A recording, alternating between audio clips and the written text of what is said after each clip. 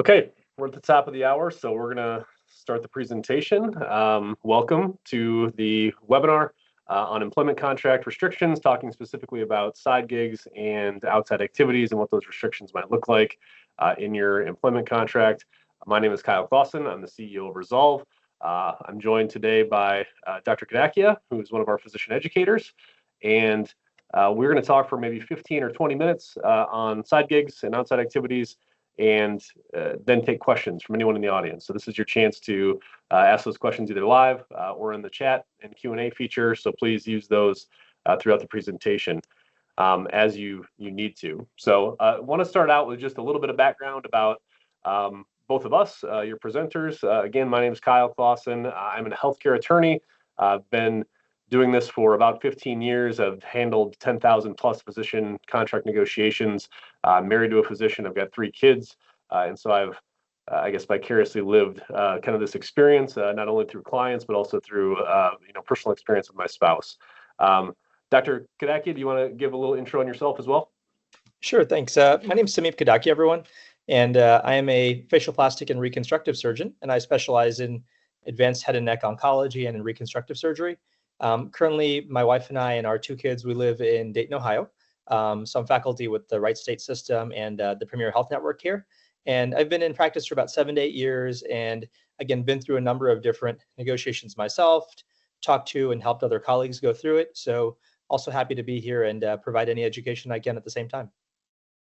Awesome. Appreciate that. Well, let's give everybody a little bit of context and understanding of what Resolve does, what our experience is, with those 10,000 plus negotiations that we talked about. If you're unfamiliar with Resolve, it is a legal tech platform that allows you to understand contract risk specifically for physicians, right? This is all we do all day, every day. You can have access to real compensation data and contract data.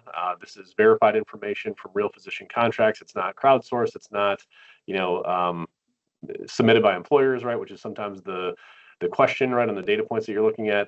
And then the platform also provides attorney support from people like myself or other attorneys on the team. So we're very well versed on this. We work across all 50 states. We've worked with academic institutions, hospital systems, private practices. So please, any and all questions that you guys have, regardless of context, we'd love to try to answer those if we can. So let's get on to the content. Kind of the reason why we're here today is to talk about outside activities and side gigs. And I think zooming out for a second, understanding kind of what outside activities means, right, from a legal standpoint. It's really anything. So it's not just what you're doing for your employer, right? It's anything outside of that. So that could be practicing medicine, locum work. It could be participating in research or teaching or being an expert witness, for example. It also includes any IP that you might generate or develop.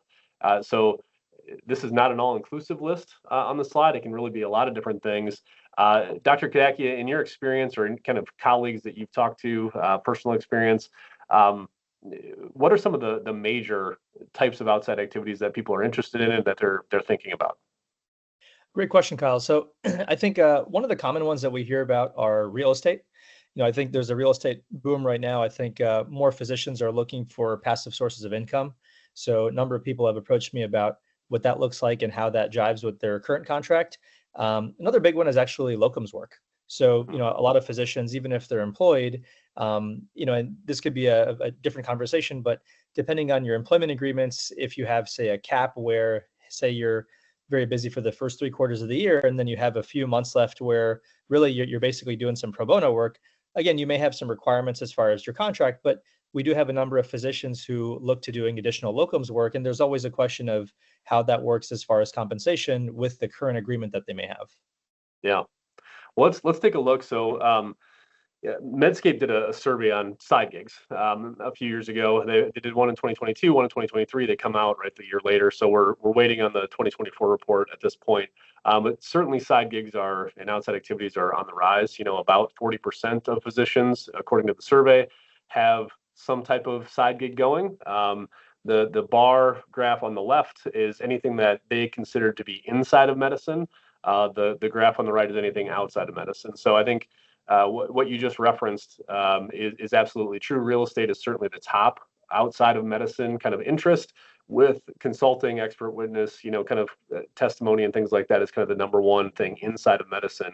Um, as I look down this list, and if we go through the inside of medicine list first, I do think it's interesting with the healthcare startup, kind of comment and category being, less than 10% at this point. We're certainly seeing a trend of a lot of these health tech companies looking for physician input, and whether that's temporary roles or fractional roles. I do think that that's one category that's going to increase on the inside medicine, component of this diagram. Dr. Kadakia, any thoughts on that as far as health tech and kind of what the role for physicians are in that? I think oftentimes a lot of these companies that are growing, whether they're device companies, pharma companies, or even companies that are looking for demographics, some of the work that I do in my surgical practice is we interface oftentimes with biotech companies that do different materials fabrication, for example. Sometimes they want a physician's angle in terms of who the right user of it is, what's the right way of reaching out to those users, but also, again, how does that picture look like from a physician's eyes? Because oftentimes I think if you're an engineer or if you're a business background person, the way that you may see a patient-facing program is very different than if you are a physician living that every day. Yeah, yeah, I agree. The other interesting thing that was part of the survey is just kind of the reasoning behind why physicians are interested in inside gigs or outside activities. The majority, right, kind of far and away was just to earn more money, right, is for the financial aspects of it. Some of it was for fun, some of it was to build skills for, down the road, whether that's a second career, or something else, that they want to move within medicine to more of an admin role at some point or to a tech role at some point. A little bit higher than I would have anticipated that it was just about money. I guess I thought that the developing other skills would be a little bit higher than this, but I do want to get your thoughts on this next slide, because when we talk about the income that physicians are driving from this, if that's the primary category or primary reason they're going into it, this data says that it's somewhere between $25,000 and $35,000 per year, with the desired income, meaning what they were anticipating making or what they'd hoped to make, at closer to 50,000, right, which is about halfway down this chart at 49. Slight differences between male and female physicians. Not a lot of input as far as why, right? Those distinctions were there, but certainly data points to pay attention to. And I think it's interesting that if you take the math of just the 34,000 that folks are earning, it comes out to about $134 per hour, right? Which annualizes out to less than $280,000 per year. Which when we look at physician contracts all day, every day, we have a pretty darn good idea about what physicians are making and what it looks like, by specialty. 280 is certainly going to be below average for most physicians. So my takeaway from this is on an hourly basis, it's sometimes less, right, beneficial than just seeing patients or kind of your main job. I guess I'm curious on your thoughts on that, Dr. Kadakia, as far as what you're seeing in the market, and from colleagues what they're seeing.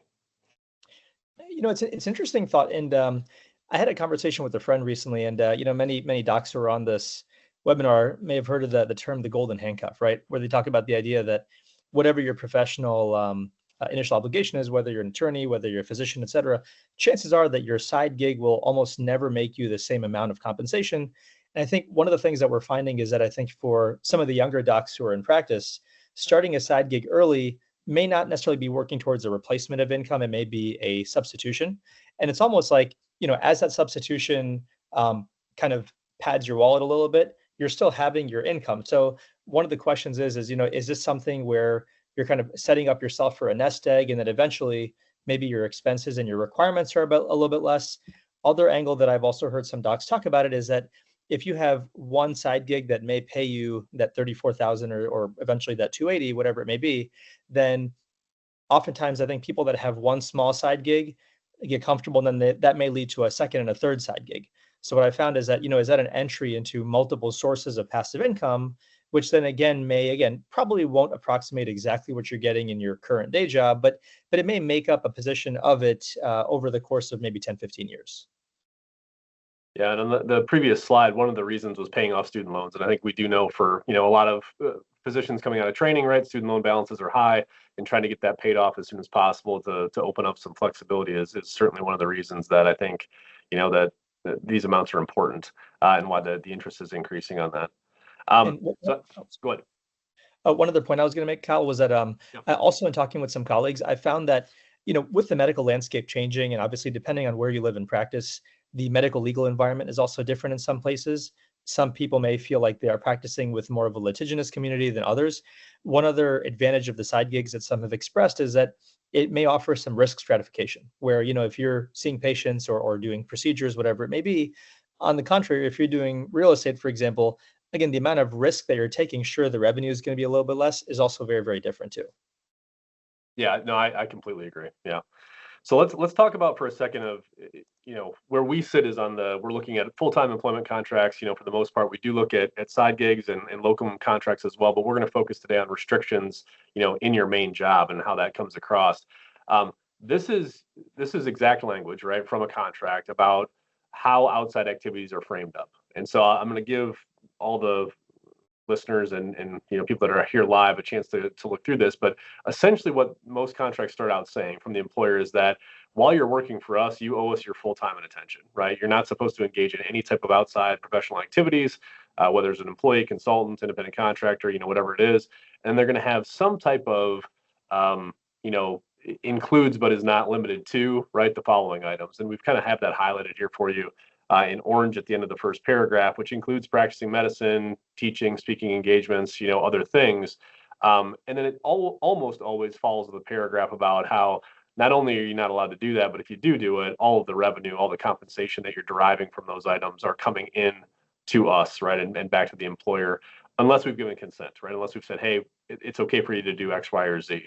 So as a starting point, that's paragraph number one that you got to pay attention to. The second one is surrounding intellectual property. So these will be two different components or two different pieces of your contract.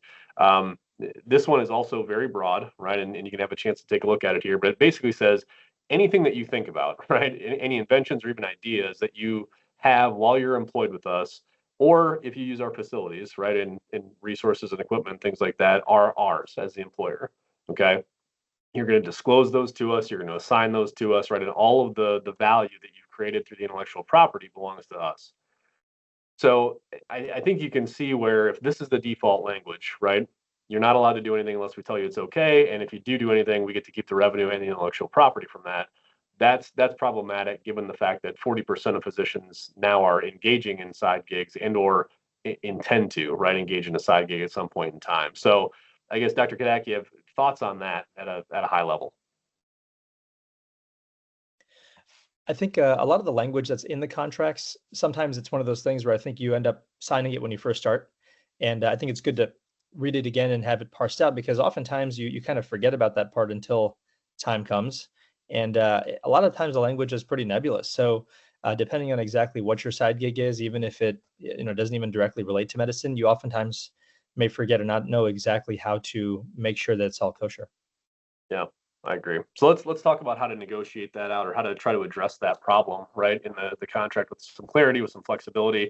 I think the first thing that every listener should know is that your employer is going to tell you that this is standard language, that everybody signed it, right? Nobody has any exclusions to their outside activities. We sit in a very unique seat where roughly 85% of the contracts and clients that we talk to do get some type of change, right? Whether it's to outside activities or compensation or a non-compete. So the point I want to drive home is that everything is potentially negotiable if it's important to you, if it's a deal breaker for you. It's really hard to recruit. It's really hard to retain physicians. And so it doesn't mean that they're going to change their core contract. It may have to come through an amendment. It may have to come through a side letter that's binding legally on them, right? There's different ways to procedurally get there, but you're going to have to be ready to answer this question, right? Of I still need to change, even though you think that this is a standard contract for the organization. And so my suggestion is to start with a concept of being kind of as broad as possible in the other direction. So if the employer wants to say you're not allowed to do anything, right? Your default position should be I am allowed to do anything that I want to outside of this, provided it doesn't materially interfere, right? Obviously, I have duties to you. I have some loyalty and some obligations to my employer, and you should. But if you want to do things at night, on the weekends, whatever it is, you should be able to do that and keep the revenue. So this top right in the orange over here is an example of some very simplified language that you could utilize to get that done. Same type of thing with the intellectual property. So below this is the default rule is if I create something without your resources as the employer, I expect to be able to keep that, right? So again, it's any IP that I create or develop outside of the scope of this contract. If I'm not using your resources, it's mine and it's retained by me. These are not the only two solutions, okay? So you can certainly have meet in the middle clauses where you're defining and carving out certain outside activities. And if you want to add to those in the future, maybe that's a separate discussion or a separate negotiation. We certainly see with intellectual property, sometimes with academic situations, there's shared, you own it 50%, we own it 50% if you're creating something while you're employed with us or while you're using resources. There's different ways to carve these things out, but you have to start somewhere. And my suggestion to you is to start with owning everything that you're doing personally outside of the contract. So I want to start to answer questions because we're at about our 15 minutes here, but I want to close with this before we get there. I really love the quote on keeping the main thing, and we talked about this a little bit before, but I think before you run down the path of side gigs, I really would encourage you to make sure you've got your core compensation correct. We see the data, we see what employers are offering. We know that if you negotiate, there is usually room on these things. And so if you're below market in your specialty, and could be higher or lower depending on what your specialty is, by just 10%, you're going to cost yourself about $3 million, right? And so over a career, and we know that side gigs are important. It's sometimes a passive income, right? It's not active, and I'm not saying that you shouldn't go down that path, but you have to correct both of these things at the same time. So, again, that's what we do at Resolve all day, every day, is provide those resources. So with that, I would like to open it up. Melissa, you may have to allow them to come off of mute. You guys can certainly put questions in the Q&A or in the chat as well, and we'll start to work through those.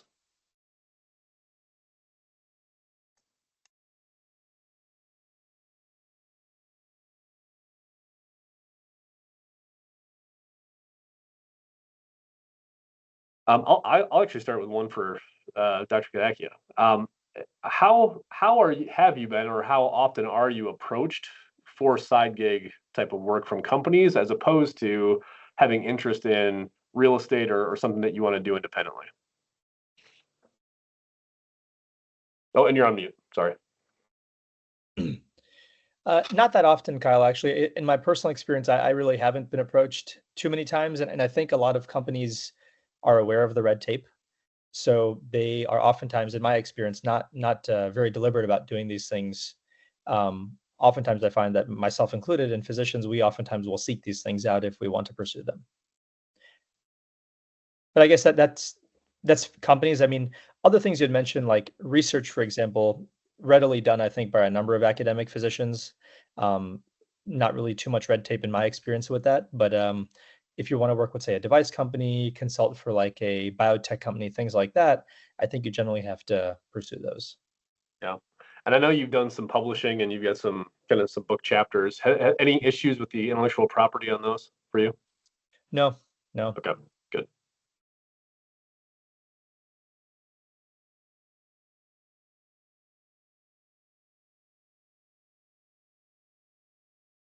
Looks like we've got one question coming in here, so we'll wait. There's also, if there's things that you want to ask without having your name in the meeting here attached to it, my email is on this last slide. So you can feel free to shoot that over as well, whether it's now, right, live or even after the fact. We're happy to try to answer that for you. So the question coming in is, if a contract does have some restrictions on side gigs, is there any way to circumvent those legally during the term of the contract? Would renegotiation of the contract be possible? So it's going to depend, right, on the exact language of the contract, of how restrictive they are. In my experience, usually they're very, very broad, like we talked about a couple of slides ago. And so circumventing those is going to require some type of written, consent. You certainly can renegotiate. I mean, most contracts that we see have a 90-day notice clause in them, which means they're a 3-month revolving contract. I think oftentimes physicians think that I signed a 3-year contract or a 5-year contract, right? Because that's what the term was. But the effective term is actually your termination notice, right? Because it applies to you and to them, equally. So you're almost always going to have to renegotiate, at a 3-year cadence, sometimes earlier than that if market shifts, right, and compensation shifts.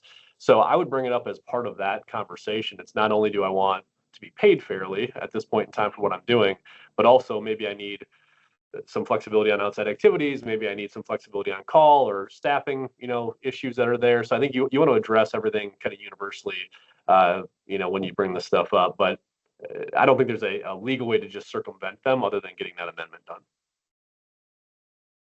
A very good question. In my experience, are employers flexible with allowing physicians to pursue side gigs? What are the concerns from their standpoint? Sometimes is the unfortunate answer, which is why we think, as lawyers and people protecting you, that it's better to be very clear on that language up front if you have an interest in it.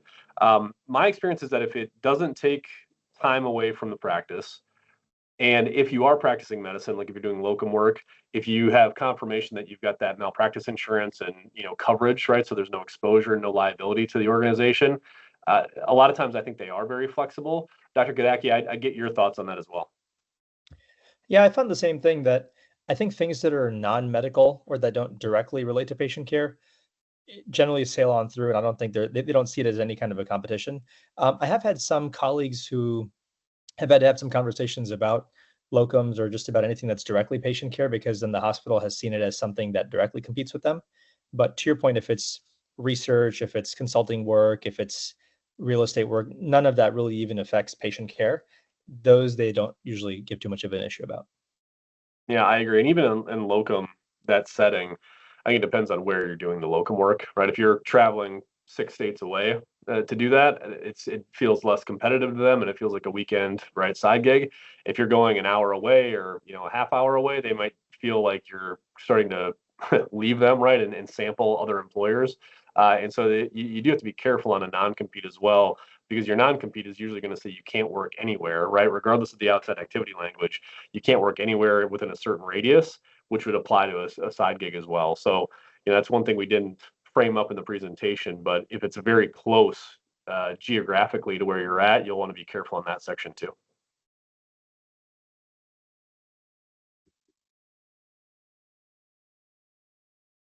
Any other questions?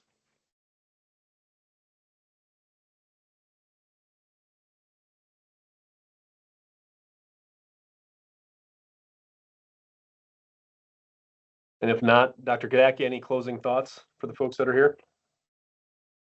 Yeah, I think main closing thought was, I think, look at your agreements early on. I think if you, like Kyle had mentioned, if there are any parts of your contract that you're unsure about, unhappy about, I think it always helps out to seek additional information or even additional counsel.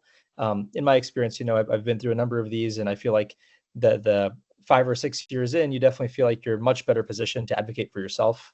After you've done some research and you've gotten some information than you were the first time. And I think as a newer physician, it's very easy to get excited about putting pen to paper, and then eventually you realize that there could have been other things that you could have advocated for. So again, that's just to speak to the nature of sustainability nowadays in 2025, as medicine's evolving.